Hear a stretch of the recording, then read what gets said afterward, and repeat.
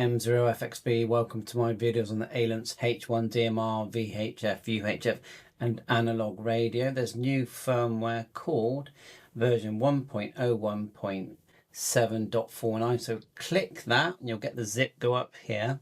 And the only file I actually want is this one here called A9277A. So I'm going to drag it and leave it on my desktop here. Then open the software, just click here. The latest is 1.1.4 because you can actually read the radio and at the same time you can do the firmware using that same software. The changelog says remove restrictions on the receive group list, added APRS transmission frequencies, added APRS function in the side key functions, and some known issues. That's what it says. So okay, I'm going to open the software and you have to go into firmware writing mode. You do need the correct cable for the radio, so if you haven't got that, and it is specific to this radio. And the one I'm using actually works on the RA89 because I lost the original, which I'm sure would turn up. So what we do now is go operation and we're going to go to firmware H1. We know that the COM port is 33 and you do that by right clicking on your Windows squares, device manager and comms, and there it is there, and it's a prolific driver, okay, the latest one for Windows 11. And then we're going to select the bin file, select bin. Pretty sure I've got on my desktop. Have a look. Desktop, where is it? We put it, it starts with, I sort of shoved it with an A. So let's go back. There it is there. Got it in there, and then we're going to go download. It's going to want us to put it into firmware mode. So it actually clearly says that here. So turn off the power, press and hold the PTT button and the top orange key and turn on. Silly me. Okay, off, and then this is fiddly. Right, the top is, I don't know if you can see that, the top, let me just have a look. The top LED is flashing red. Like so. It's always scary when you do firmware, isn't it? And now let's go download. Get this latest file. I mean, it's a really nice looking radio. It's trying to sort of, you know, let's face fact, it's trying to compete with the 878, which I've got here. And, you know, in some ways, it's color screen. It does APRS. And, you know, it's got, it works. Let me just, what I'm going to do is turn on my DMR hotspot and then just show it working.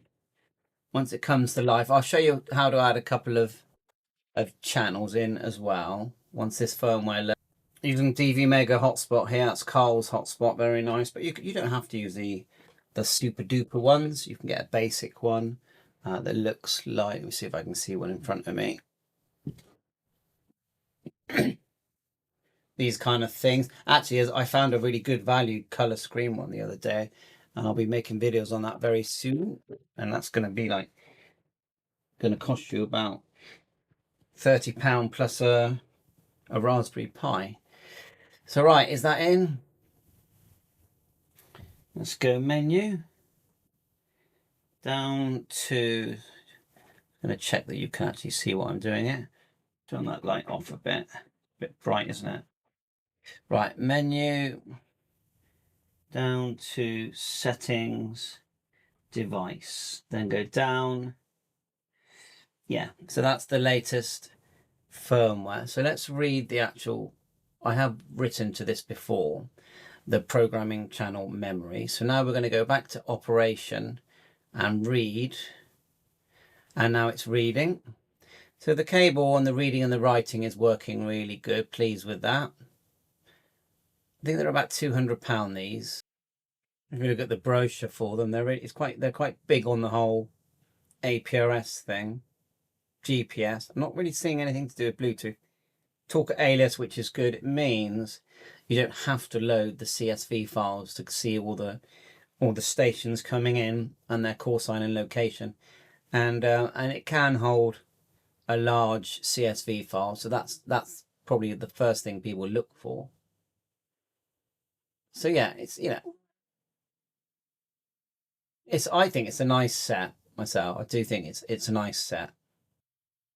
So we've read the radio, and at the top it says model information, and then we'll go zone. These are the few zones that I created, but the main one is the channels. So if we go to my hotspot here, look, channel number 1 is my hotspot. So we click that, you can see we can put in our frequency, receive and transmit. It's digital. Just change that to digital only. Low power is fine because it's a hotspot. M0FXB. If we click the little tag here at the end, it opens up its own window for adding parameters.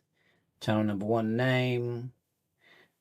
We need to choose the contact. So when you transmit, the contact is the talk group that it's going to transmit on. So that's actually 91, slot 2. A radio ID needs to have our DMR ID in there. Color code 1, DMR mode is simplex. Receive group list 1. So that looks fine. The contacts one is really important. So let's just switch across. Common, power on scan, DMR, contacts, here it is. So let's go contacts, and these are our talk groups that we've added just by clicking add. So worldwide, you name them, but the important thing is the number, and that they're a group call if you're in the normal talk groups that we use. So look, 91 is there. And if we go back to zone and choose hotspot, and we just want to make sure that we've added 91 into the zone called hotspot so we can find it. What you do is at the end of 91, there's that little pencil, click it. And here's the talk groups that we've told, yes, you know, put these into that. There are pots of channels that you decide. So we've got analog here, duplex, PMR. I could put in, you know, other things like repeaters and 77 repeaters. And then you're putting them in so it's easier to find them. Let's find where we put our DMR number. Go down here to common settings. And in this window opens called general settings. So radio ID, crucial. You need your DMR number. Nothing's going to work. Even your call sign doesn't matter that much because you can call it anything, because it uses your DMR numbers to get the call sign permission. Okay, so that's in there. That's the crucial one. Power on. We can program the buttons here. Power on options. Default screen. User defined picture. Ooh, haven't done that yet. So I'll select it. Passwords. Channel name A and B. Blue. Oh, those are all oranges. So we can customize the colors. Let's do one in green. And we'll do, I don't know, orange. But look, zones, you can customize. You can customize the whole thing. Battery, you can use percentage or icon. And you can tell it power on B what it powers on at. Okay, it's powering on at hotspot. FM broadcast radio, I put one in already. I don't tend to use scan lists. I don't really know why, I just never have. Priority contacts we've done. Receive group list. I've been putting everything into receive group list 1. Talker alias I've turned on, so that means that if someone's got theirs turned on, you'll see their data and they'll see your data. Okay. Radio ID. Yeah, so you can have more than one DMR user on your thing. And there's all the APRS settings there, which I haven't really. I did do it when I got here. Not actually showing up at the moment. There are. When I clicked common, APRS common, you can put location in. Well, it's set for GPS. I can put a manual one in there just for now. I'll just put in, can I do minus? I'll just put in 2 west. It's set to use the GPS anyway, but I mean, a lot of the time we can't get GPS, so we need to use manual. Beacon mode, APRS screen hold. Beacon mode is manual, so we tell it, it's off at the moment anyway. But look, it's analog and digital, which I think is very good, you know, very good. Not a lot of radios do both. Channel information. So I think, so let's write that to the radio. So we've got operation, write. We'll write that to the radio, and then we'll see if we can get a contact on talk group 91. Right, it's definitely working now. Just a little tip here, if you turn it off, press the PTT and the 6 and turn on. So PTT and 6, turn on. You can actually reset the, you know, basically unlock it. Go up and down now. You can choose basically EU and USA. Up and with the up and down white buttons, and then press the OK. So I'm going to choose the middle one, I think. Press OK, and it will reboot, and it basically unlocks it. You know, not that I want to unlock anything, of course. So just showing you how. Radio Alpha Yankee.